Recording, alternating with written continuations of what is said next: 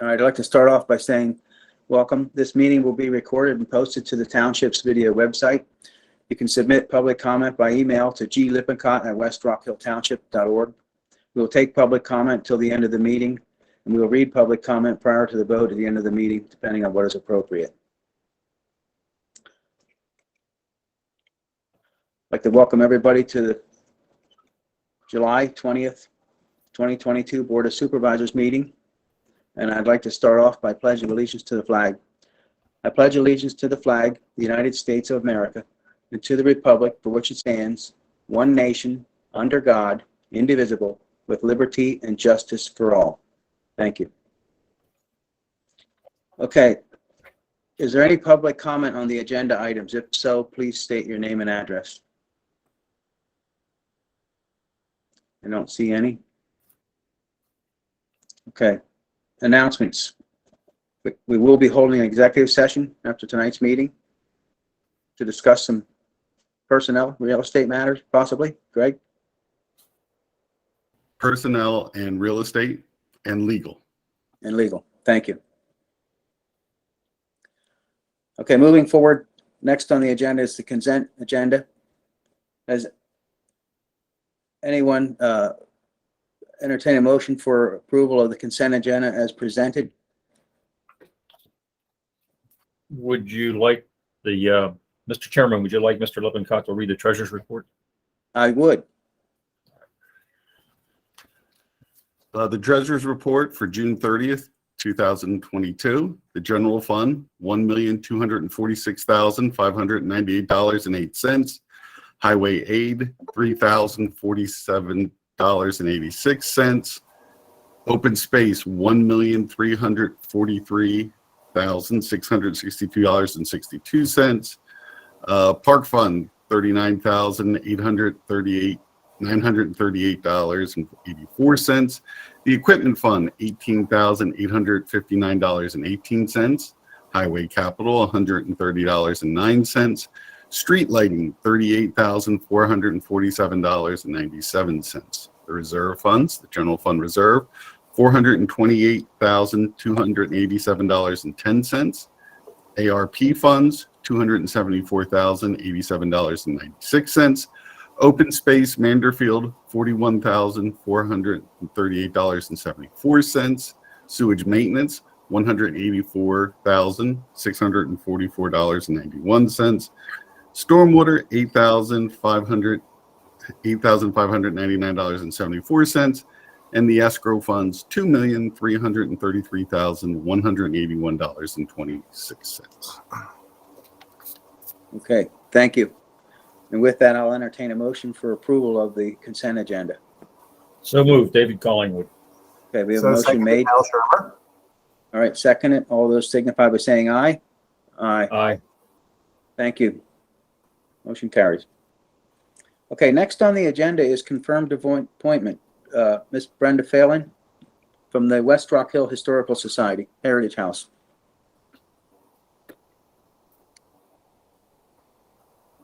You're muted, Brenda. Thank you. I apologize. Brenda Phelan, 1505 Ridge Road. I'm the president of the West Rockhill Historical Society.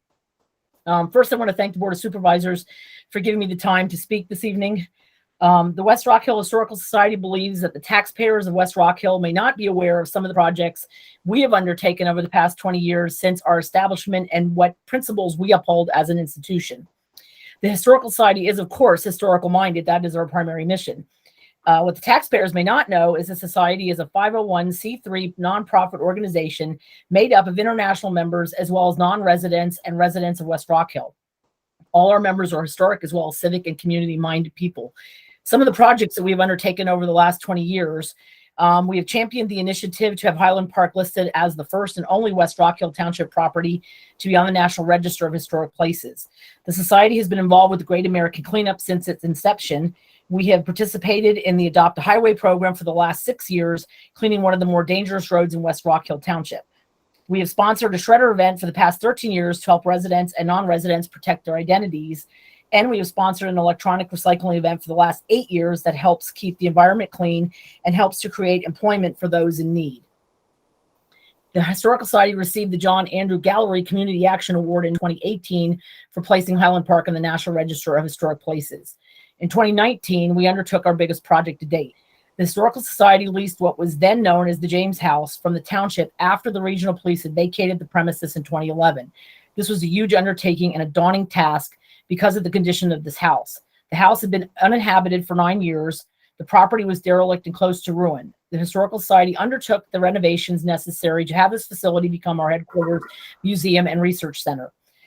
The Historical Society signed a lease agreement late in 2019 and almost immediately came under restrictions due to COVID-19. As we all know, over the next 2 years, things became difficult for everyone. The Historical Society's ability to raise funds was severely hampered, and we lost over 80% of our fundraising activities. And of course, our ability to meet as a membership. As everyone did, we found new and innovative ways to adapt. We managed to raise over $70,000. We put over 900 volunteer hours and sweat equity into this property.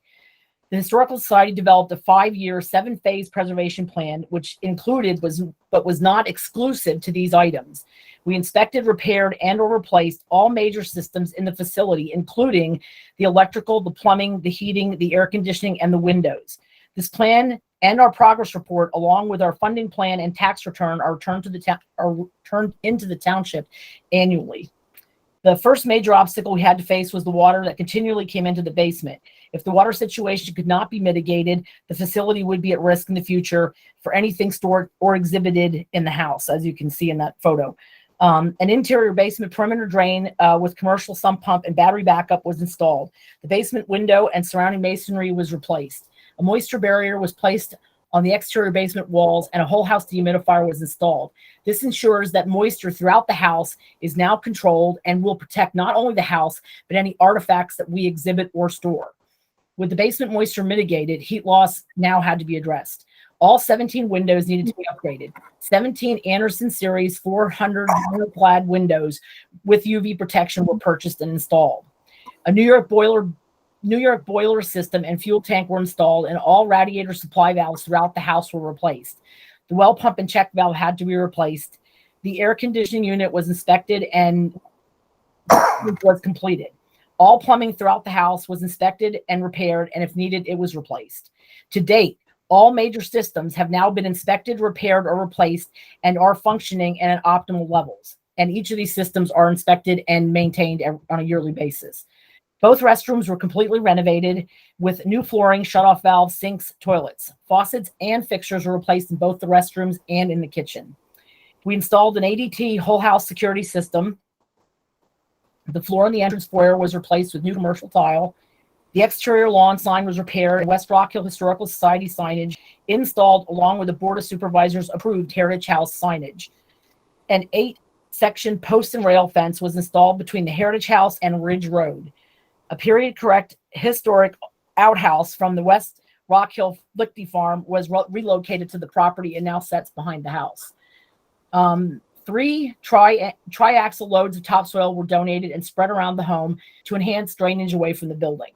Commercial carpeting has now been ordered and will be installed on the 2nd floor in the fall of this year. Our volunteers have spent the last 7 months and over 1,000 hours scraping, spackling, replastering, sanding, and repainting all the walls and ceilings on the 2nd floor. The Society will have completed 5 of the 7 phases in under 3 years. In 2021, we took stewardship of the barn and are on a 10-year restoration plan. In closing, I want to highlight the fact that the Historical Society has not requested nor received one dime from the taxpayers of West Rockhill Township to restore or maintain this township-owned property. The Historical Society would like to thank, and I would like to thank, all our members, volunteers, businesses, and donors for their help and support. Thank you. Thank you. And I want to commend you on the work and the job that the Historical Society has done and all the volunteers and members that have put the time and effort into there. Township has done some things, though, to save that house when we dug the French drain around the outside. I think we spent about $65,000 on improvements over there just so that the house could be saved before you took ownership of it. Is there any comments or questions from my 2 fellow board members? Good presentation. Well done. Thank you. Yes. Thank you. And congratulations on the success of the Historical House Fair. And again, your presentation, thank you for putting in all the time and It's nice to see cars in front of there and hear things being ground and nailed and everything else every time you drive by. So good work. Thank you. I will encourage that, commend the wonderful job that I have seen when I went through the tour of the facility during your fair. So We thank you appreciate very much, Brenda. Yep, thank you. All right, moving forward, committee reports. First on the agenda is the Planning Commission. Mr. Chris Durstein. All right, thank you, Mr. Chairman. Planning Commission met last Tuesday night. We had 2 applicants and 1 guest with a presentation. Our first applicant was Sal Lapio Homes with their Greentop Road subdivision, which is at the intersection of Greentop and Catch Basin Roads. They're planning to subdivide it's 18.25 acre lot into 7 building lots with single family dwellings. They had been in a handful of times. They'd already obtained preliminary approval, and we're asking for final, which we eventually granted conditional final Tuesday evening. So we are recommending conditional final to the supervisors on the Greentop Sal Lapio project.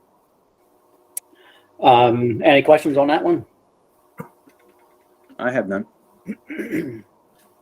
No questions.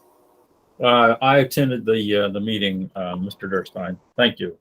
No questions. Okay, thank you. Okay, our second applicant was Moser Construction. I'm sure you all know they had an 8-acre tract on Augustine Road. It's in the RA district, and they would like to subdivide that into 2 lots and construct single-family dwellings on each of the lots as well. This property had been clear cut back, in the early 2000s, and was proven to be a zoning violation. So they did some reforestation efforts that were marginally successful, but it seems like it's been considered a success, and they are able to move forward with this plan to subdivide. One of the issues they had with the previous plan was had to do with stormwater management and drainage onto a neighboring property. They seem to have addressed this with a new plan, and the neighbors seem to be satisfied with what is proposed. So they also had to create a conservation easement on the property, and there was some discussion as to what uses could be used on that easement. Yeah, we had discussion, and I think we got it all ironed out. They asked for a couple of waivers, which we were willing to recommend to waive, and we are recommending conditional preliminary final approval for them as well. Any questions on that one? I have none. David Collingwood, I think it's taken a long time to get here. And I think I think all parties seem to be satisfied with the results of a lot of effort by a lot of people. I think this is a good story. No other comments or questions. Yep. As with David, I was also listening in on the meeting. It took a long time. It seems like they have worked with all of the neighbors. Good job running the meeting, but no questions. Okay, thank you. And I agree with what both of you had to say. Our next guest was Durstein Foods. They came in with a preliminary discussion, I guess you call it, about a cold storage building that they are hoping to construct on Cat Hill Road between the 309 bypass and the Teba property. The proposed building height is 120 feet. Our ordinance allows up to 35. So they're going to need to obtain relief through zoning hearing before anything else. And I believe they're on the agenda for August for zoning hearing. They are on the meeting tonight. I'm going to let them have further discussion with you guys. have some more pertinent points to give you than I will. So I will let them take care of it from here. The last item of our meeting had to do with questions of denial of plans, granting of waivers, and minimum lot size. You may recall I had reported a few Board of Supervisor meetings ago that I had asked our solicitor, Mary Everly, to join in on one of our planning commission meetings to give some insight. And she was able to join us last Tuesday, answered a lot of questions, gave a lot of insight. And I'm not going to get into all that tonight, but I would encourage anyone who has questions about these things to jump on the video on the Township website to see what she had to say. And I do thank Mary for coming out and giving us a hand that night. And that is all I have to report tonight. All right, thank you, Chris. I'd entertain a motion for approval of the Planning Commission report as presented. My question. Mr. Durstein has talked about conditional final approval for Green Top and for Augustine Road. Is that something we deal with now, or is that something we deal with later? I think, wouldn't that be under the engineer report? Oh, Mr. Chairman, we anticipate them to attend a future Board of Supervisors meeting for consideration of approval. So we defer it till that time. I appreciate it. Thank you very much for the clarification. Okay, with that, I'd entertain I a will motion. second. Okay. Motion's been made. by I'll me. second. All right, David, second. All those signify by saying aye. Aye. Aye. Thank you. Thank you, Chris. Moving forward, next on the agenda is the Park and Rec. Mr. Dave Rice. All right. I hope everybody's doing well, enjoying this nice heat. Yeah, it's hot out. Two upcoming events we got coming on. We got Movie in the Park, Smallfoot, sponsored by the Perk City Rotary and Galco Communications. We're looking forward to that. We have Septemberfest coming up, September 25th. That is always the last Sunday in September. Lots of planning still going on. Hope to outdo our events from last year. We have a lot of new events, a lot of creative events. So we have we're looking forward to that. When we met, we did not have a meeting in June, so I apologize. There was no meeting minutes or anything like that. But in May, we had talked about, after the fishing derby, we had talked about some funds that we had gotten, some donations, excuse me, after the fishing derby, and we were talking about getting something as far as a portable hand washing station. So Thursday evening, we spoke about, actually not quite that one yet. That one, there you go. So we were talking about the portable hand washing station as far as purchasing it for all of our events because of the use, and it's a double sink, so it's a double bay, double use, so two persons at the same time. It's all portable. It can be hooked up to a hose. As far as portability and storage, Seth was able to attend our meeting on Thursday evening. He gave us the location where we would be able to store it. Empty, it is actually only 65 pounds, so it's something that we can actually just make it. It's very portable. Full, it's a little over 200 pounds. So once we set it in location, we fill it with a hose, and we're good to go, and stuff like that. So what we did was we had the conversation, unanimously agreed that this was the direction we wanted to go. So we were looking for supervisor approval to move forward, so we can test it out at our Movie in the Park night, and then hopefully use it at Septemberfest, as well as the next upcoming fishing derby, and as well as any other events. Sounds good. So that's one thing. And then we have the tree park plan. So we can go back to that. So we had originally talked about section 6 and 9. So 6 is the front red maples. If you can zoom in there a little bit. It's the bottom left-hand corner, which is highlighted. It's down. Yeah, it's down there. Thank you. That is, we're still looking to replace those with 2 red maples, which are currently red maples across the front. So we're looking to keep them consistent. In section number 9, which is over by the parking lot, which is the cherry trees, there are still, I had a conversation with Seth, and Seth was again at our in attendance at our meeting. There's still a couple cherry trees that are living. So we're looking to let them age out, if you will, is the appropriate. I don't know if there's a correct way. Instead of just cutting them down, they're a nice flowering tree still. And there's there's maybe 2 or 3 left. I forget exactly how many. But we were going to replace the trees there with something different. So we're like, okay, let's let them age out on their own, because there is a fungus in the ground that is attacking the cherry trees. So we were not going to replace them directly with cherry trees or another fruit-bearing tree. So we're still looking at something like that. So in the meantime, we were looking at section 1 and 2 at the top that are circled, and replacing section number 9 with replacing trees at section 1 and 2 for shade. And those would be, you can actually scroll down 1 or 2 photos. I believe they're the 2 sections right there. Actually, one page up, please. Yep, right there. Those are the 2 sections on either side of the dog park. So we'd be looking to maybe populate that with 1 on the bottom picture there, which is to the left of the dog park, and possibly 4 or 5 because of the canopy of this and the size of the trees and how large they get. A sycamore, they grow up to 100 to 125 foot. The canopy is like 75 to 100 foot wide, so they would spread out.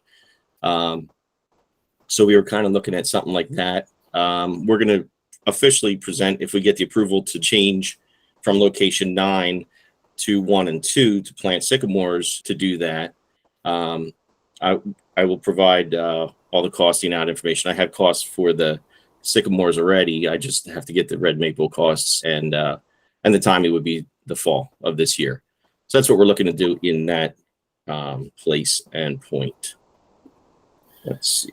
I think that was, and that is the sycamore tree. So they get big, and they're very, they're very applicable to the location. So whether it's dry or it's wet, they grow pretty quick. And some of the ones that I was costing out, they're right around 9-10 foot tall to start, and they grow pretty quick. So I'll entertain any questions, comments, or looking for, the hand washing and the approval to purchase and or the tree change of locations from 9 to 1 and 2. I don't have any questions, Dave, but I do think that the hand washing station would be an asset, and I would strongly recommend it. Don't know what the other fellow 2 supervisors feel. Is there any input? David Collingwood, Mr. Rice, good presentation. Thank you very much. It's Sure. nice. You have the slides.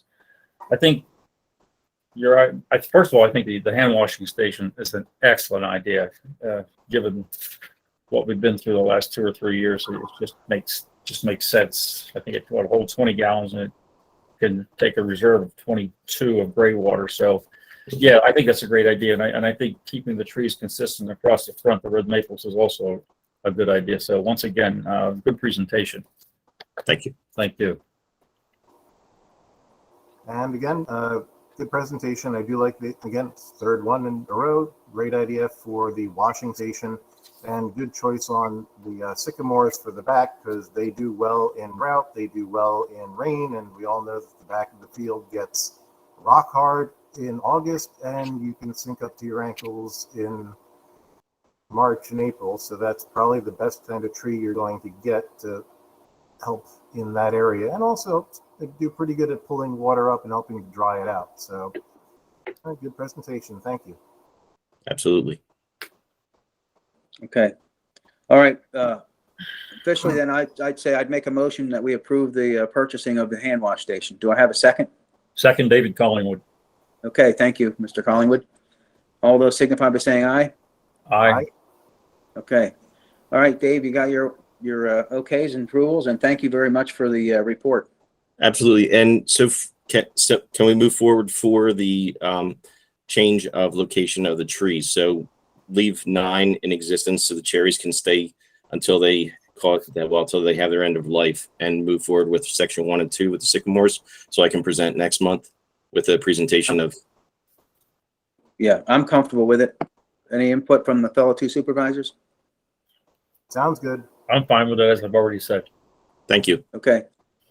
You got it, Dave. Thank you. All right, with that, I'd entertain a motion for approval of the Park and Rec report. Before we do that, I just have one comment I want to make. Yes.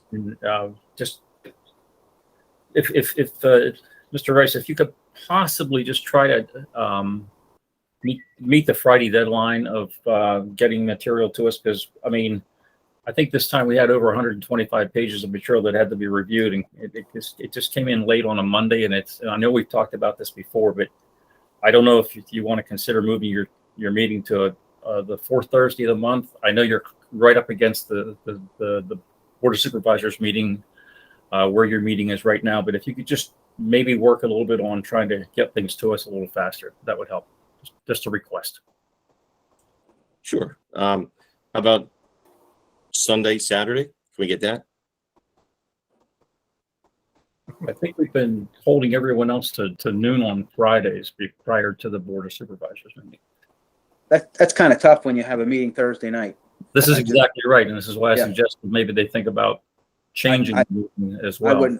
I wouldn't consider that myself, but anyway, thank All you right. for, Yeah. No, I'll work harder to get it in that 13, 15 hour window. We're good. Thank you very much. Appreciate it.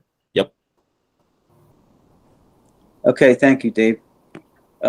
So I'll make a motion, we approve the Park and Rec report as presented. Do I have a second? I'll second. Okay, all those signify by saying aye. Aye. Thank you. Thank you. Moving forward on the next is the commission reports is the Penn Regional Police, Chief Dickinson. How are you? Good evening, Mr. Chairman. How are you? Good evening, everybody. Very well. I have the June 2022 activity report for the Penn Regional Police Department. In the month of June, we responded to 709 calls for service. 317 of them were in East Rockhill Township. The remaining 392 were in West Rockhill Township. We handled 25 traffic crashes. 14 were reportable, 11 were non-reportable, and 12 of them were in East Rockhill, and the remaining 13 were in West Rockhill Township. Criminal activity for the month of June, we had 7 Part 1 crimes and 41 Part 2 crimes. Obviously, our Part 1 crimes are your more serious crimes, and your Part 2 crimes are a little more minor crimes, for a total of 48 crimes in the month of June.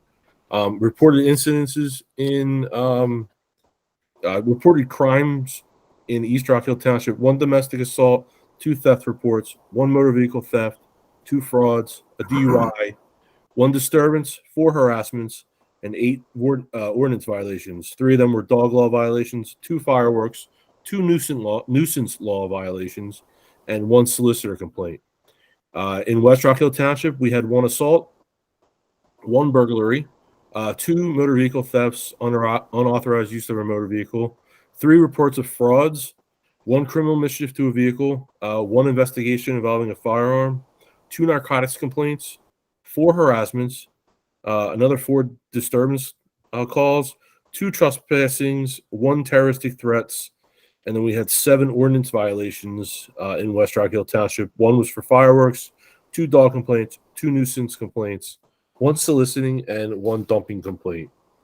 Criminal charges filed, we had 31 total for June of 2022. We had 1 indecent assault, 4 charges of harassment, 2 charges of receiving stolen property, 1 charge of access device fraud, 1 identity theft, 2 dog law violation citations were issued, terroristic threats, 1 charge, 2 aggravated assaults, 2 possessions of a weapon, 1 theft arrest, 2 disorderly conduct charges, 1 criminal mischief, 1 retail theft, 2 drug charges, 2 drug paraphernalia charges, 1 authorized use of a motor vehicle charge, 1 false statement to a police officer, 1 charge of unsworn falsification to a police officer, 1 charge of resisting arrest, 1 DUI, and 1 defiant trespass. That's a pretty busy month for criminal charges being filed.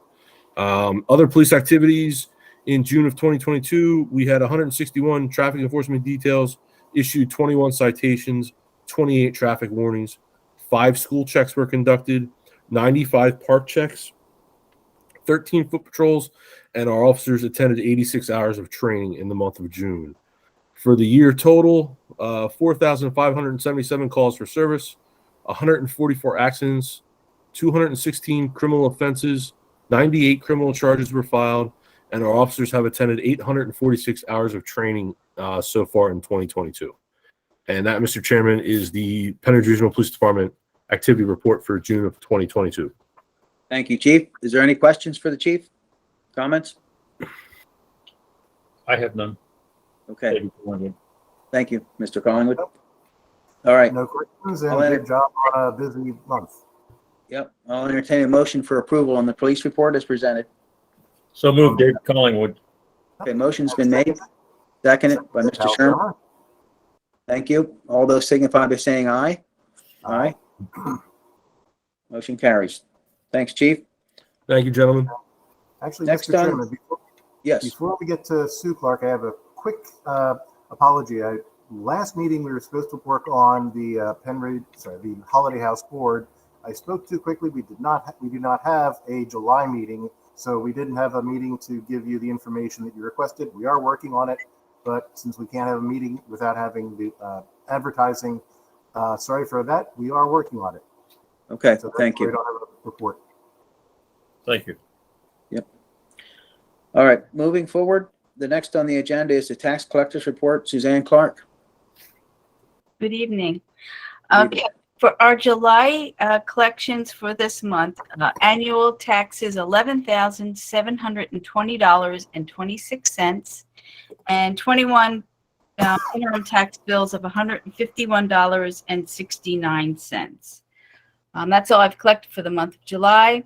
I just want to let everybody know that the school tax bills did go out July the 1st. They are due in discount by August 31st next month. And I do have additional hours, and they are posted on my tax bill. If anyone has any questions, just give my office a call. And that's it. Thank you. You're welcome. Okay. All right, any questions for Suzanne? Or if not, entertain a motion for approval? Dave Collingwood, I have one quick question for Mrs. Clark, and it actually is not from the report she just gave us, from the one in June. You mentioned that you had, in June, you sent out 171 friendly reminder notices. Correct. The question I have is, how is that funded? How is it funded? Yeah, who pays the postage? Well, I do the work and I just do it in my office. The postage, I have envelopes that I have stock of. I print out the bills. I mail the bills. It's just a service that I do provide. Perfect. Thank you very much. Appreciate it. Okay, so we have a motion made and second. All those signify by saying aye. Aye. Aye. Thank you, Suzanne. Moving forward, next on the agenda is the engineer's report. Mr. Steve Balla. Hey, thank you, Mr. Chairman. The only item I have to report on tonight is the paving contract. We did get bids back on Monday. We only had one bidder, which was James Morrissey, same contractor that's did our paving work last year, and as you know, is working out on 309. Right. Now, we split up the bid several ways this year because we anticipated the prices to be high, and we wanted to, give ourselves some flexibility on what projects could be covered. So the base bid included Forest Road, at least half of Forest Road, from Bridge Valley Road to Mountain View Road. To Catch Basin Road, and Bardsley Road. We had, after we got that swale work done by the developer, we had said we were going to repave Bardsley Road. So those two roads were included in the base bid, which came in at $246,150.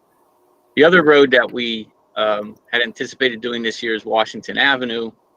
We separated that out because we have the issue or the potential for North End Water Authority to pave that also with their water line project. But that individually is $133,730. The other projects, the other alternates was Mountain View Road at $78,300 and Simmons Road at $273,090.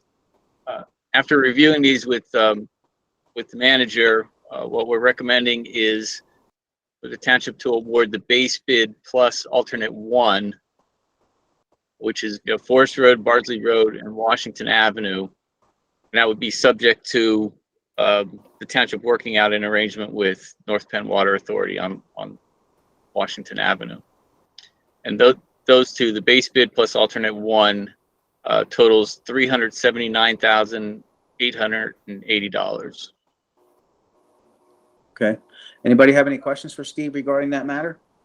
I do, Steve. That number would come down for alternate one Washington Avenue if we work out an agreement with North Penn Water, correct? Right. Our handshake agreement is they're paying for half. That's what I thought. And then it's a matter of whether our contractor does it or their contractor does it. Right. Okay. Thank you. Okay. No questions. Okay. Very good. I think we should take the recommendation from the staff and Steve, and I think we should do that. The base bid and then the alternate, and we're counting on, at least I'm counting on, that we're only going to pay half for Washington Avenue. I agree. I David agree Collins. as well.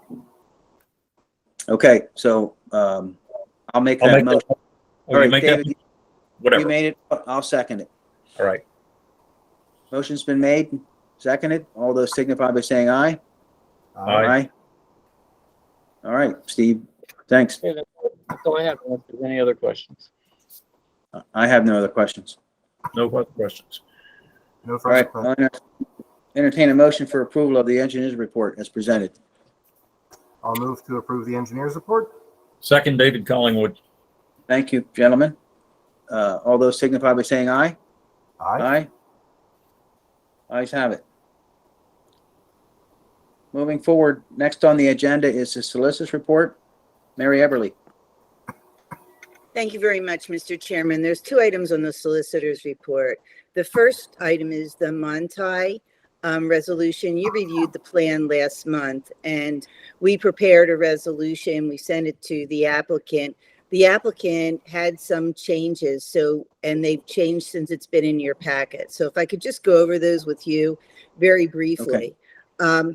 The first change, the first change is in paragraph, let's see, 1 of the resolution. The applicant requested that the resolution refer to the amended order of the zoning hearing board, which was dated December 21st, 2021. The staff doesn't have any problem with that change. Okay. All of the rest of the changes relate to the fees in lieu of. When I drafted the resolution, we knew in concept that there was to be a fee in lieu of for park and rec fee for road widening, curb, sidewalks, etc. But we didn't have an amount. Between the time that I drafted it and the time that they responded with comments, they submitted a construction cost estimate to Mr. Bala, and Mr. Bala and the applicants agreed on a fee in lieu of in the amount of $27,800 or $589. It close to $27,600 for all of the fees in lieu, including park and rec and the road widening and the curbs and sidewalks, etc. So the rest of the revisions that were made to the resolution reflect the fact that it's no longer a concept for which they have to submit cost estimates. There is a sum certain for the fee in lieu of. So that's how the resolution changed. Okay. So if you're inclined, all the other provisions in the engineering review letter, which were transferred to the resolution, were acceptable to the applicant, and we have that in writing. So if you're inclined to adopt the resolution granting preliminary final approval to the Montai project, you would make a motion to adopt resolution 2022-6. Can I hear a motion in favor of that? I'll move to adopt motion 2022-26. Okay, we have a motion made. Second, David Collingwood. Okay, we have a second. All those signify by saying aye. Aye. Aye. Thank you. Okay, ayes. The second item on the solicitor's report, and I'm not going to mention it more specifically other than to say it's an open space item because we don't list the names of people with whom we are negotiating conservation easements. I was hopeful that this matter would be on your agenda to approve an agreement of sale and a resolution authorizing settlement on a conservation easement that we've discussed in executive session a number of times. Unfortunately, it's not that there's a terrible holdup, but their attorney is still reviewing the documents with the property owner, and it is our hope that it'll be on the agenda next month. So I think it would probably be appropriate to table that matter. Okay. Very good.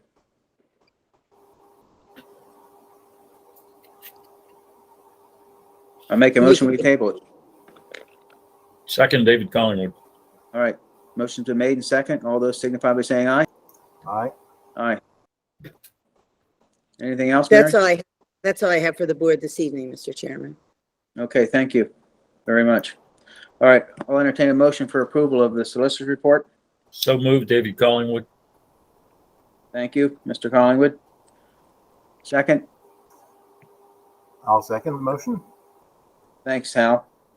Motion's been made and second. All those signify by saying aye. Aye. Aye. Thank you, gentlemen. Thank you, Mary. Next up on the agenda is the manager's report. Mr. Lippincott.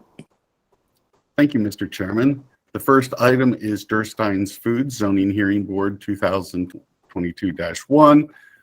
Mike Malloy and Zach Durstein are in the meeting. As you know, there's going to be a zoning hearing board on August 3rd, 7 p.m.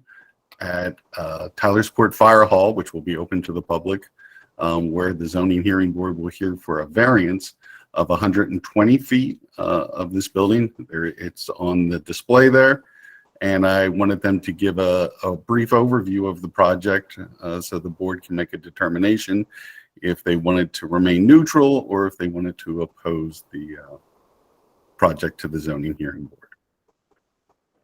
Okay. With that, who did you say was representing Durstein Foods? Michael Malloy? Okay, Mr. Malloy.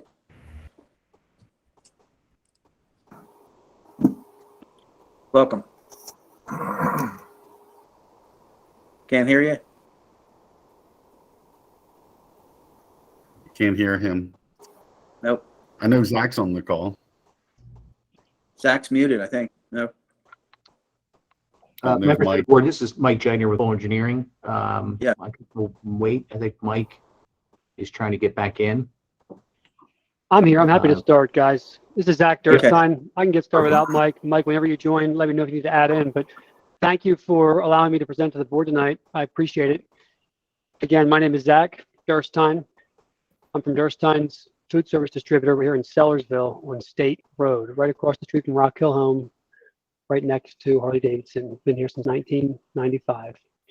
So we have a food service distributor here in Sellersville. We're looking to expand our business and build a cold storage facility on Cat Hill Road. Cold storage is a little bit different than what we do here with distribution. In the cold storage business, we're going to have frozen food that will come in full truckloads. We'll put it in the mostly freezer, 0 degrees Fahrenheit, and it would store there probably for a period of a month, by and large, until it was time to relieve that inventory and send it back out to the final destination. Similar to maybe Americold and Hatfield or the old Rosenberger's cold storage, if you're familiar with that industry.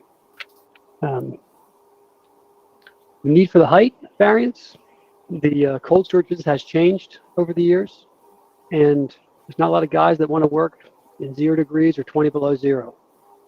I did my whole childhood, but I don't want to do it anymore. So when you get a height variance like this, you can automate the freezer with robotics.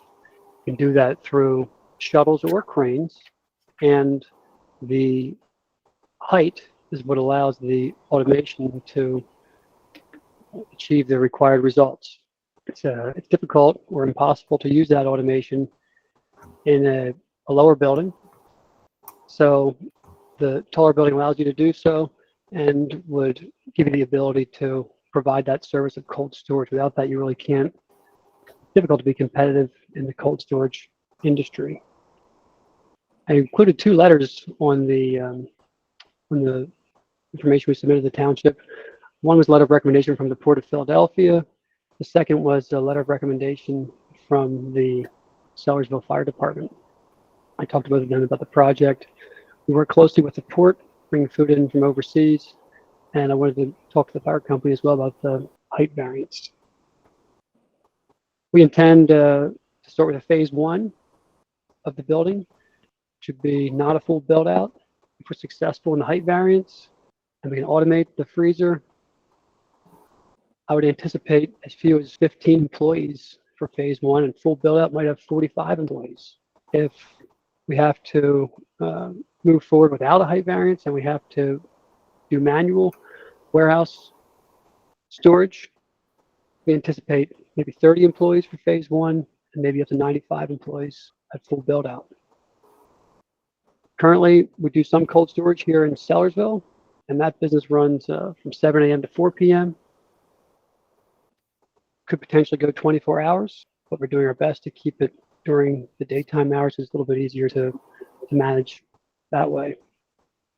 Last week on the phone call, I had an opportunity. I heard from a neighbor that wanted to learn more, so I reached out to the neighbor. I gave him a handwritten letter after the meeting, and he called me back. I went to visit him on Sunday, and we had a great meeting. He actually was a next door neighbor to the Cat Hill Road property. Took me for a ride in his UTV and went around the woods, showed me what his concerns were. Then we did carpool, he and I and his significant other, and over to the new property. We walked around the property, and by the end of our meeting, he was very happy, and he said he wasn't going to attend the meeting August 3rd because he didn't need to answer all his questions and wouldn't impact any of his deer hunting or the viewscape concerns he had initially when we spoke. I showed him some of the drawings and answered all his questions. What questions could I answer for the board today about the project? So Zach, go ahead. No, I'm sorry. I'm sorry for my technical difficulties. This is Mike Malloy, and I didn't mean to cut you off, though, Mr. Supervisor. Go ahead. That's okay. One question I have, Zach, I am concerned about the height being so much higher than what our ordinance is, of course. And I can't say that I support it all the way. However, I would like to ask, what kind of truck traffic are we talking about? And did you mention the 24-hour production here? All right, we anticipate 7 a.m. to 4 p.m., although 24 hours could certainly be possible. I had a traffic study done, which I asked Ibrahim Bowler Engineering on the phone call, as well as traffic services. Why don't we some feedback? Zach and introduce everybody? So, and to answer traffic questions, and I didn't mean to cut Zach off, but for efficiency and time's sake, and I apologize again. But for traffic questions, we've subbed out to traffic planning and design, and Rob Hoffman is on the call. He's done preliminary looks at traffic counts, and can speak to that. Also, Mike Geithner, who jumped in for me from Bowler Engineering, can walk you through the plan and some of the layout, the design, traffic patterns on site, and some of the other improvements. So we have, so if your question is to traffic, why don't we ask Rob maybe to jump on and talk to you about traffic a little bit. Okay, thank you. Sure. And I think, by the way, before we go, something we really want to emphasize through the whole presentation that I was going to sort of preface in my introduction was that, and you're going to see this as thematically through the presentations from Rob, presentations from Mike, the Durstein use, although taller, is substantially less intense than what could be built on the site if it's not a cold storage facility. And so I just wanted to preface that and keep that in the back of everybody's mind. And that's not a threat. Durstein's not planning to build something bigger, but it's an industrial zone property. The use is permitted, obviously by right. And this is the only variance that the project is seeking. So then I'll turn it over to Rob, and I'll just stop talking. Thank you. Thank you. Yes, David Collingwood, I have a couple questions right now. your proposal is 120 feet, and I believe, Mr. Lippincott, our current ordinance is what, 35 feet? Correct, 35 feet. 35 feet. I attended the meeting on July 12th, and when we're talking about truck traffic, phase one, the quote was 200 daily trips, and phase two was 600 daily trips. I don't know what kind of numbers we're going to hear tonight, but that's already been put out there. And with that, that was the comment I wanted to make. Thank you. Thank you, Mr. Collins. Okay, Rob, you're up. I'm up. I'm ready. Good evening, everybody. Rob Hoffman with Traffic Planning and Design.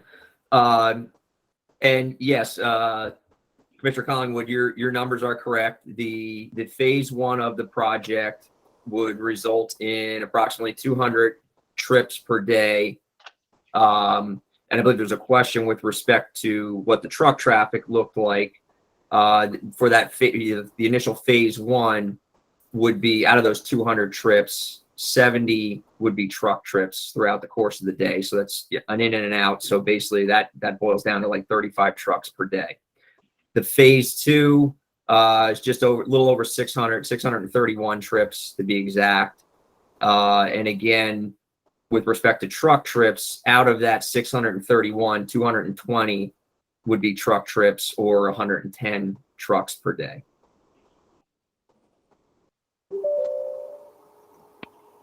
Mr. Shermer, you got. I attended the meeting, so I'm pretty well caught up. Okay, thank you. The other item that I had, this is an allowable use. We know that. The height of the request is something that is the issue. But I do also know that truck traffic on that road there is going to be a little bit congested. Not that we can do anything about that. I don't know if I have a sense of, where the board is going to go. I would ask my fellow supervisors on how they feel moving forward here. But of course, you are going to have to go through zoning hearing in order to get a variance for that. And I don't know that it's, I don't know how that's going to go. Mr. Collins, would you have any input or any other concerns regarding this project? I know I mirror your. I agree that the height is an issue, but I mirror your concerns about the truck traffic, because if trucks leave onto Cat Hill, go towards Sellersville, they end up at the Farmers Lane or the Sellersville Theater and the post office, and a one-way street. If they come this way, they're going across the Cat Hill Bridge. They're either going to be going out to County Line Road or the State Road, which right now neither road is equipped. So there's a long way to go to get this thing figured out. That's where I am. Okay. Greg, you have any input? No, just if the board wants to either stay neutral or oppose this, you have to make a decision tonight before the August 3rd hearing. Okay. Well, I'm not sure that I'm really comfortable with it. But of course, I'm not the zoning hearing board. From my perspective, I think I would either stay neutral or not be in favor of it. I don't know how my two fellow supervisors feel, if they want to weigh in on that or not. I guess we should discuss this because we have to move forward one way or another. David Collingwood, given what the facts that we have right now, today, and what I heard on July 12th, my opinion is we should oppose what's being suggested right now at the zoning hearing board. Mr. Shermer, you have any comments or concern? Yes, I have thought about this, and as all did, listened in at the hearing, and I understand the need to adapt, but I actually think that it might be something of a middle ground to advocate that the zoning hearing board put conditions on this to address these issues, as somewhere in between, opposing it unless there are conditions which address the neighbors' concerns and the municipality's concerns. And if there are conditions which are sufficient that the public is satisfied, then non-opposition would be my way of trying to locate a position. Okay. Mary, question for you. Do you have any recommendation on how we could achieve that at this time? Well, what a lot of boards do is write a letter to the zoning hearing board. Please be advised that the Board of Supervisors reviewed the above mentioned application at their meeting on July 20th. And while the board determined that it was best to remain neutral, it asked that if the zoning hearing board determines that the grant of relief is appropriate, that the following conditions be attached to that grant of relief. So I think what I'm hearing you guys say is that, well, I heard David say no, but what I'm hearing you and Hal say is maybe this is a zoning hearing board function and you're leaving it to their discretion. Hal mentioned conditions, but I didn't hear any specific conditions. Right. So if you wanted conditions, it would be good to at least have categories. If you didn't have specifically articulated conditions, you might talk about a condition relative to X or a condition relative to Y. Right. I understand that it's an allowable use, and the concept, I agree with the concept of technology today, but the thing that I'm struggling with is the 120 feet height for sure. That being more than three times, almost four times our allowable height of 35 feet. Mr. Supervisor, I'm sorry to interrupt, but if I could just jump in, Mike Geithner had prepared some plans, and I don't know if the board, these are different than maybe the ones we showed at the Planning Commission, and it shows the height sort of relative to different elevations along the road and shows how far back this building will be situated. And before the board makes a decision, I just want to try to, maybe offer up some more information so the board can see that we too are concerned about the way the neighbors will react to the height of this building, and want to show that we're trying to do our best to sort of mitigate the effect and impact of that height. And Mike could take a couple seconds if you would just entertain that for a second, and he could show you that. Good. Okay. If the board would be okay, is it possible to, I have exhibits to present. Is it possible to get control that I can show some of those? Yes. All you have to do is hit the present now in the bottom center. Great. So I'll try to be quick with my time.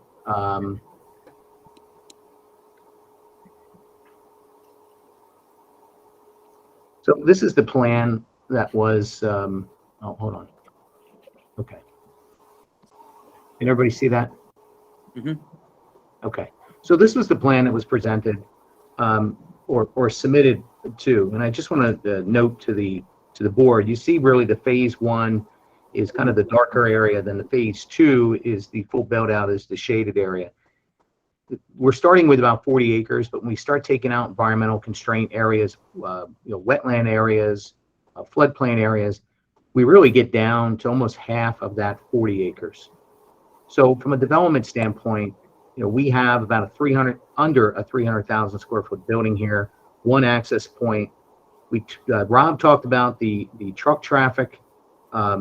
We have information basically that we could fit generally 350 to 400,000 square foot standard warehouse here that would generate numbers of 4 to 5 times those numbers that Rob indicated. Again, just an indication in regards to impact. When we look at the full build out of this, I just want to let the board know that we talk about dock areas. We're really talking about a total of 34 docks and a total of 40 trailer spaces adjacent to that for a 300,000 square foot building. It's very low, in my opinion, from working on a number of warehouse distribution centers. When we talk about that size of a building, the distance from Cat Hill Road to the first portion of the building that is lower than 35 feet is about 400 feet. When we get back to the highest point, which is the 125 that we're requesting, that starts to get near 450 feet or more. And so when we talk about the distance from Cat Hill Road, and I'll show some other exhibits in a second here, Let's show those. the view shed is very significantly reduced because we're so far off the road. We can do that. So let me show that and show the board that aspect of it. Mike, if I may just interject real quick. My name is Don Olson. I'm an architect with ESI Design Services, and we're doing the basic building design for this. And I just wanted to reiterate one of the things that Mike had indicated in regards to distribution centers, especially in the food service industry, that this would be, and that's what our company specializes in, is that if this was a standard 350 to 400,000 square foot distribution center, you would see 3.5 to 4 times the amount of dock doors as well as trucks just to service that facility alone. Right, understand. So let me just go through this real quick. You don't need to see every photo, but this is obviously phase 1 of the building, phase 2 of the building. And really, we wanted to kind of give you an idea. The two biggest things we heard in the Planning Commission are really view shed and traffic. And I think on the traffic end, we're going to be able to provide the information we get through zoning to provide and really look at the route, make any improvements that will be necessary that would be, impact that this project would impact, that we need to mitigate. I think there's a commitment from the group here and the applicant that they're willing to do that. But the volume of trucks that Rob just indicated, 35 a day, 110 a day for the full build out, the number of employees, we're not talking about a very intense use. You're getting probably more traffic from the adjacent development, which is the pharmaceutical facility adjacent to us. I wanted to kind of show you the view shed really from Cat Hill Road. That's from 309, but let me get, so this right here is really looking from Cat Hill Road directly adjacent to our driveway, looking basically in the kind of the easterly direction. So you see the building and then you see the full build out there. What this doesn't include is the significant landscaping that A, already exists along Cat Hill Road, and B, additional landscaping that we can provide to, again, while you're driving on Cat Hill Road, you're seeing basically, because the building is so far back, your view shed, your line of sight, not sitting up 100 feet off the road, you're really looking through that area, and that would block that view shed, obviously. This view shed right here, you can see this is basically at the intersection of Lonely Road and Cat Hill. Within that area, you see the pharmaceutical facility, you see the art facility in the background there. There's phase 2. So although it is visible, again, when we talk about the view shed, we're not talking something that's really high up in the sky here when you talk about the view shed from the road. And the other view we wanted to show, again, this is on Cat Hill Road. Again, additional landscaping could be provided through here to provide additional buffering, but the building is set back pretty significantly through that area. So really, when we kind of take a look at this, I think there's some other measures that can be taken to address some of the concerns from the standpoint of the concerning the view shed. We are bounded by the pharmaceutical plant on one side, 309 on another side, vacant land in between that. And then really on Cat Hill Road is really the concern in regards to the residents that are on that stretch. And I think because the building is so far back, we have a great opportunity to kind of provide that opportunity to the really to the board, to the community, the ability to kind of reduce that view shed concern through there. So again, I know that those were the two biggest concerns, view shed and then obviously the traffic. There was concerns too about Mr. Durstein, his neighbor. I think you heard that loud and clear in regards to that. There was concerns with stormwater management. What would we be doing? And obviously, we would be doing all the necessary requirements of both the municipality, the county conservation district, and things of that nature. So I'm not too concerned with the stormwater from the standpoint of things that we can do on site. Okay, well, I'll give my perspective. I think after looking at this, I'm not going to say a complete denial from my perspective, but I really would like to see what the zoning hearing board decides, along with what kind of impact from citizens that we get. So maybe the correct route to go here would be to just stay neutral, for the board to stay neutral. I gave a little thought to what you said, Mr. Chairman, about, and then what Yes, Hal said about conditions. Okay. And maybe it would be like the board has determined that it's appropriate to remain neutral. If the board chooses to grant the relief requested, the Board of Supervisors ask that conditions be imposed to mitigate the effects of the traffic. And traffic seemed to be the biggest thing that I heard. Yep. And Very good. And I do believe that, I think this is intertwined, because with the height variance comes more volume, which comes more traffic. So the intensity of the use would be lower if it were shorter. As you're going up, it's not just height. This is three-dimensional, so it becomes volume. That becomes the amount of traffic coming in. I am curious on one point that since these are going to be robotically stacked pallets, what is the current industry standard for units of pallet stacking? I'm thinking of the pallets that you have in Home Depot, which come in a standard size. Are there other standard sizes that might be lower and then more volume? Because quickly looking through the elevations, 120 feet puts you up near the zigzag break at Almont Road and also Lonely Road. So that's pretty high up. I mean, you're up at almost the same elevation as lower portions of the Grandview Hospital site. But I think primarily it's about that the height triggers volume triggers more intensity triggers more traffic and more concerns.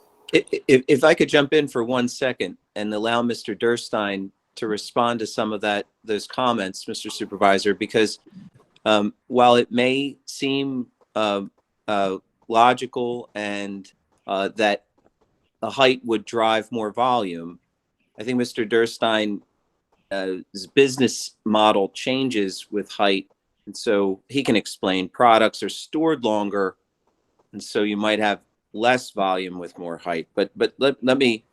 Durstein just sort of jump in and comment on that. And it does seem counterintuitive. I'm sorry, it did to me too. And but obviously I'm just the lawyer and not the cold storage guy. So, Mr. Durstein. The average pallet height will be 72 inches tall, and with a taller building with 72-inch pallets, we would be able to store frozen meat, which will store at least for 1 month, maybe longer.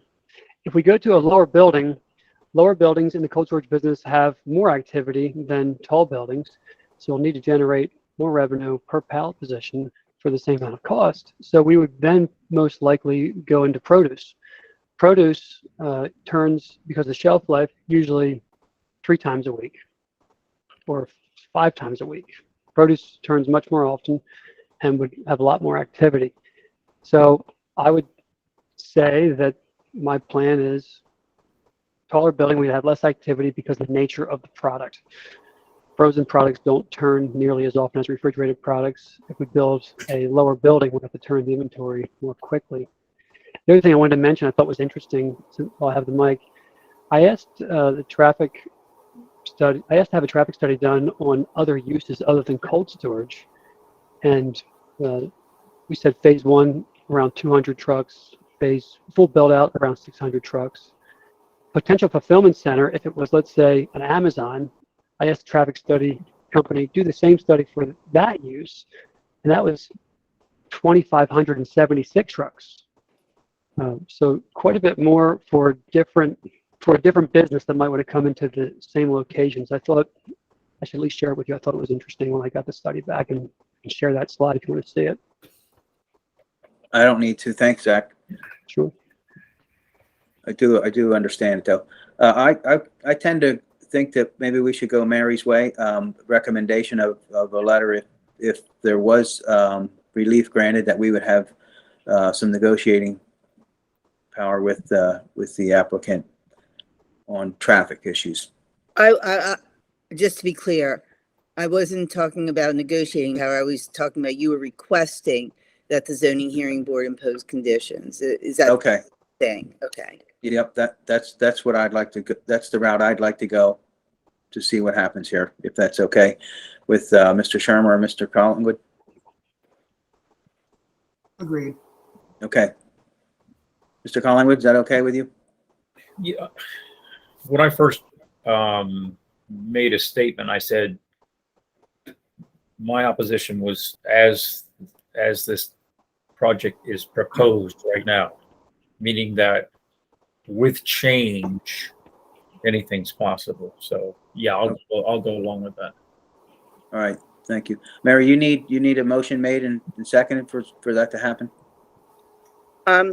Not necessarily now. You directed staff. We can take it from there. Okay. Thank you. All right. Thank you for your presentation. Mr. Thank you. Durstein, Appreciate that. Thank you, gentlemen. Greatly appreciate your time. Thank you very much. you're Good night. welcome. Good night.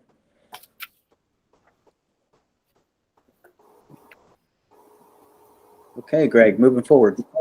All right, the next item is authorization to bid for snow plowing contracts, winter of 2022 and 23. All I need is a motion and approval from the board to go out for advertisement.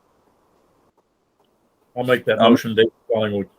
All right, motion's been made by Mr. Collins, seconded by Mr. Shermer. All those signify by saying aye. Aye. Aye. You got it, Greg. Thank you. The next item is a request for a no parking ordinance to be advertised for Washington Avenue. In your packet, there's a letter from the West Rockhill Elementary asking for no parking along Washington Avenue. The township for a couple months has been getting complaints regarding parking on Washington Avenue. I asked for a letter from the elementary school before proceeding to give the Board of Supervisors anything, because I didn't want any unintended consequences of no parking along Washington Avenue. I met with the West Rockhill Elementary principal. Then she supplied a letter, which is in your packet. There's also a proposed draft ordinance. If the board would like, they can authorize advertisement of said ordinance. As you can see on the picture, some other residents also sent in a letter and took this picture of the parking along Washington Avenue.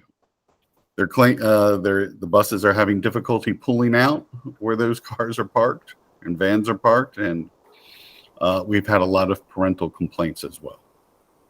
Okay. With that being said, I understand this and I hear you, but I also want everyone to realize I've gone down that road at checkout time of school, and that road is completely blocked solid with cars from that entrance all the way back almost to Ridge Road, with people waiting to pick up their kids or to get in there. So I don't know if that's parking or what you call that, but that would be an issue that we also face. Is there any other concern? I have a question. They get a lot of work in there with site improvements that were supposed to mitigate that issue with traffic backed out on the road all the way to the Ridge Road. So is that something you've observed since they've made those site changes?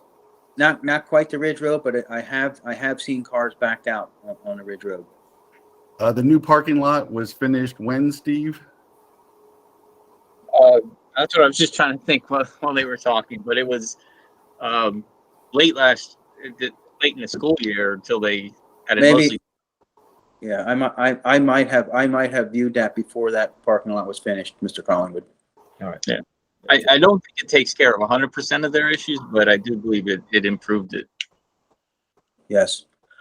I do see where the one vehicle is parked there. That's like kind of lined right up with the entrance, which I don't think is appropriate anyway, being a commercial truck driver. I believe that could be difficult pulling in and out of there with buses.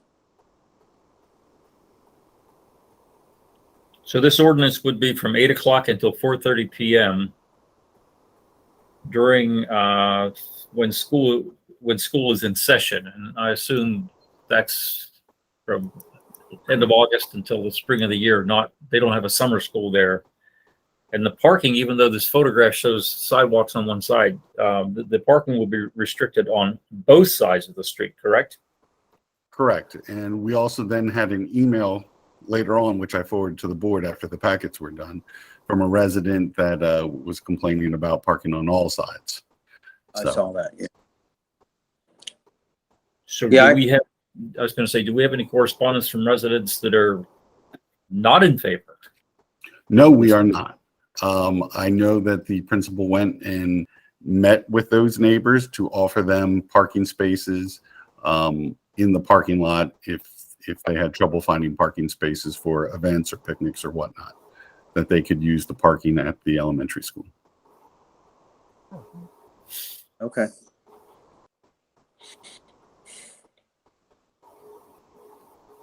So I guess what we need to do is, if somebody wants to make a motion to move forward with this creating of this ordinance.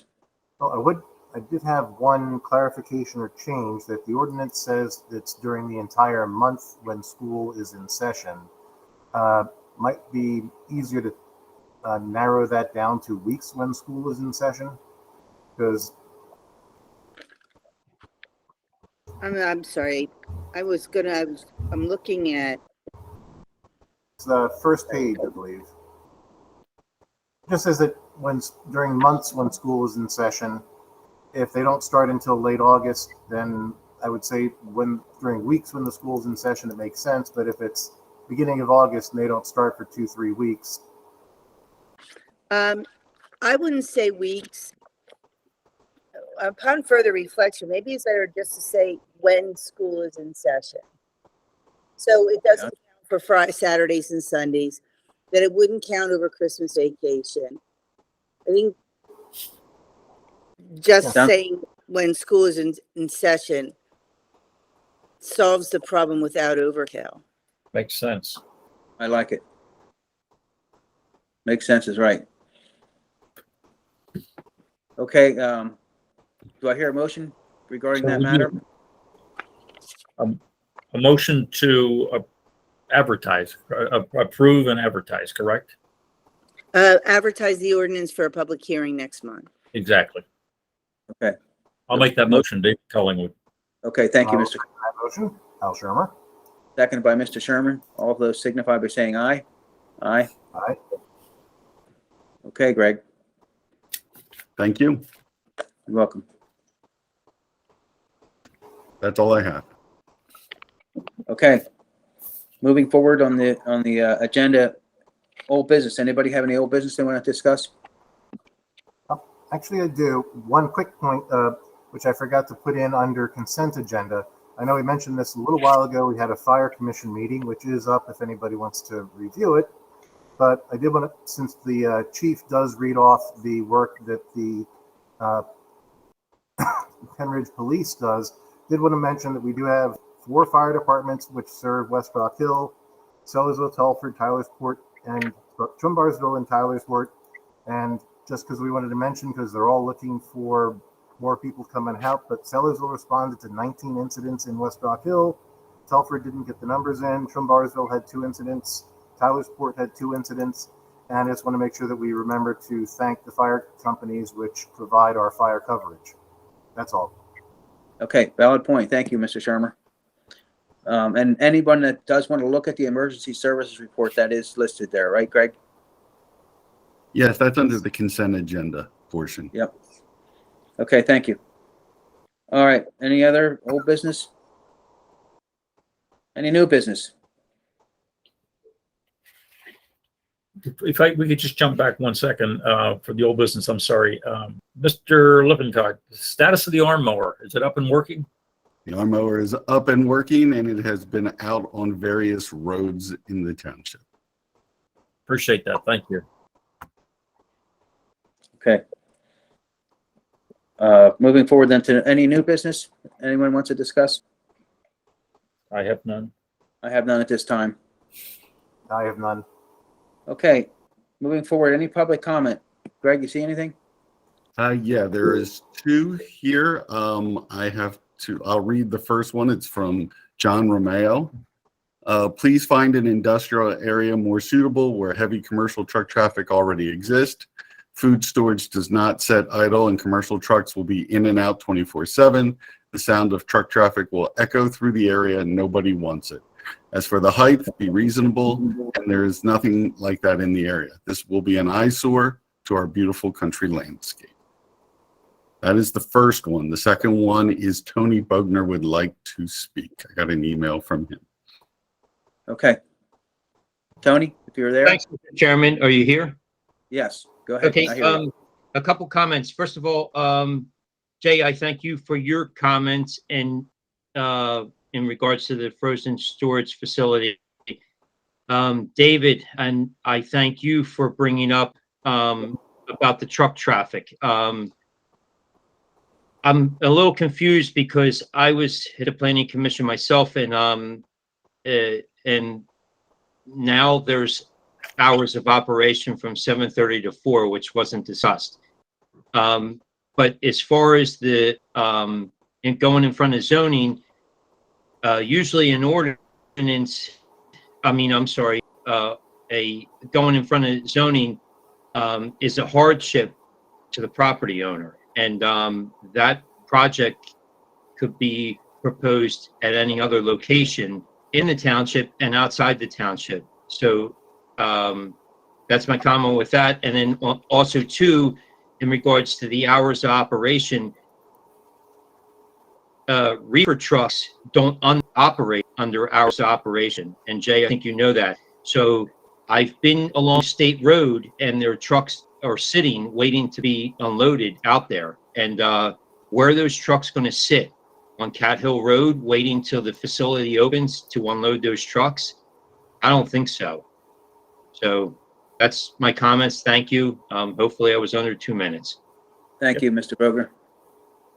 Mr. Collingwood. I see your thing lit up. I'm sorry. Okay. You have Cliff Cole and the unknown user. Okay. Mr. Cole, if you're there, you're up. Yes, I am. Thank you. I'm Cliff Cole. I live at 2440 Shoecraft Road. I apologize. I wasn't really able to attend the meeting tonight. But I would like to make public comment anyways. I hear that obviously it was a topic of discussion, these warehouses and the refrigeration ones. First off, I'd like to actually thank Mary for showing up at the Planning Commission meeting and doing such an eloquent job of explaining to us the difference between, boy, I'm already blowing my terminology, variance and Waiver. yeah, thank you. But anyways, we really appreciated that. But obviously, we are in solidarity with our neighbors of being against giving any variances for these warehouse things. And before I lose my time, I'd like to change the topic and talk about the compressor station and just make sure that the public is aware that Adelphia released what's called a blowdown over the weekend, last week. And the gas release was so bad that the neighbors in the area, the people that were directly across the street from it or in the area couldn't have their kids playing outside. We have what's called a purple air monitor, and we could see that there was an incredible rise in the gas into a very dangerous zone. So this is what we have in store for us for the Adelphia Gateway. And I just implore our neighbors to help join our group of Citizens for Clean Air. And we are, we are still in opposition and have a open case with against Adelphia. The Third Circuit Court is going to be hearing, it's complicated to explain, but basically Adelphia is appealing the fact that we won our appeal and they're trying to make it a federal case. which it clearly is not. But anyways, we have a date, we have a time sometime in September that the Third Circuit Court is going to appeal. They haven't given us a firm date, but they've given us an idea. Anyways, it's very active, and the public should also know the supervisors won't comment on it because of litigation, but there is an active 2.5 suit minutes against are up. FERC too. So, all right, thank you. Thank you, Mr. Cole, for your comments. Okay, any other, Greg? Christina Shelley is the unknown. Okay, Christina, if you hear me, you're up. Christine, are you there?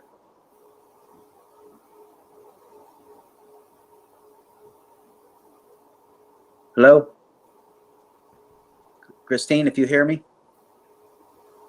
Did you unmute your I mic? think you're muted, Christine. Try unmuting yourself if you are the one with your hand raised. There you go. How about now? Can't hear you. I think she's the one with her hand up, but I can't. Yeah, She's not. she's the one with her hand up. She's unmuted for some reason. Can't hear her.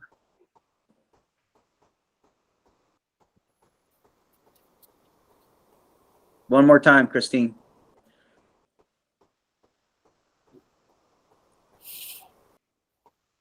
Can't do anything about it. Oh, there's somebody else now. Greg. And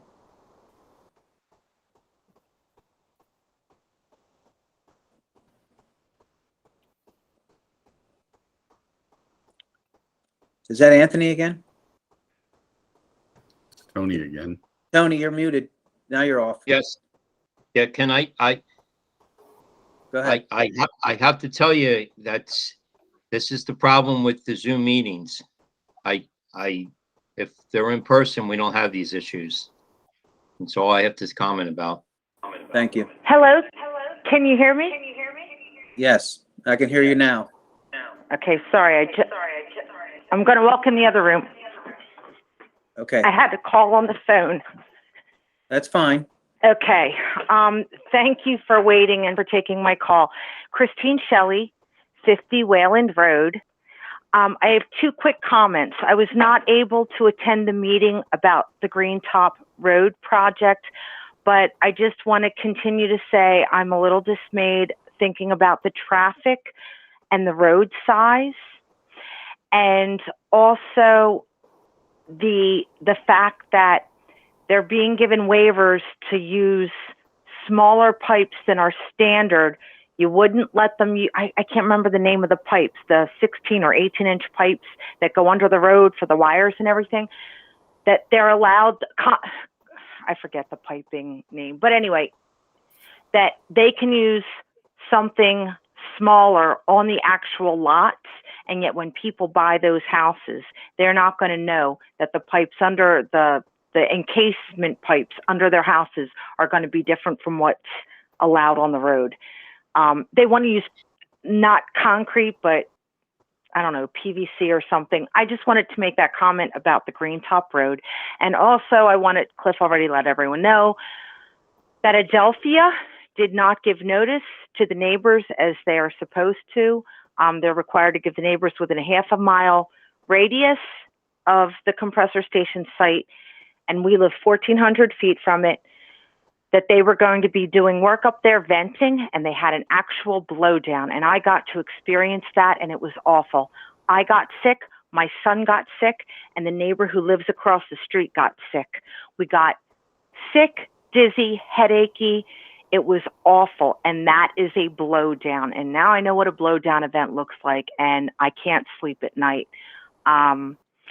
So we are still fighting it, and I know that the township's hands are tied, but I just wanted to let everyone know that when if this thing goes into operation, we did what we can, and we're still fighting, and we're still commenting on the docket, etc. So that's all. Thank you for taking my comments, and thank you all for your work that you do.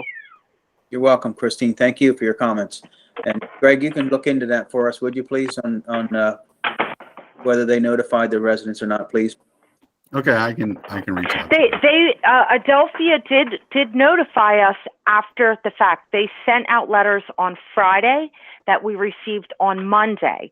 They also, they offered my family to put us up in a hotel for 5 nights, but the work is starting, and I don't want to leave my home. I've got animals indoor and out. It's not a solution. They're trying to put a Band-Aid on a broken arm.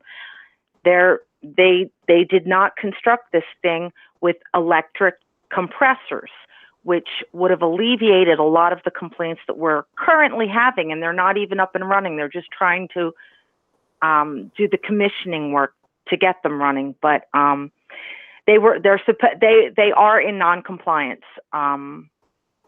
They notified the township, they notified the DEP, they notified the emergency system of communication here in Bucks County, but they did not notify the residents who live right here and who experienced firsthand. And if I hadn't experienced it and if I hadn't complained, no one would know any better. That's all. Thank you. I'm glad you did. Thank you. And we do understand, and we feel for you and your family and the neighbors there, but we've been experiencing this for, I don't know, a couple of years now. Yeah, I understand. I do understand. We're just, to get as sick as I got, that I had to leave my house with my son because I didn't know what was going on, and I was dizzy and sick and fearful. 2.5 minutes are up. Okay. Thank you. Bye. Thank you. All right. Anybody else, Greg? That's it. Okay. Thank you. I would entertain a motion for adjournment and go into executive session. So moved, David Collingwood. Okay, motion's been made. Seconded by Mr. Shermer. Seconded. All those Shermer. signify by saying aye. Aye. Aye. All right. Meeting is adjourned. Thank you all for attending, and thank you for your input and your comments. Have a good night. Good night. Right, all.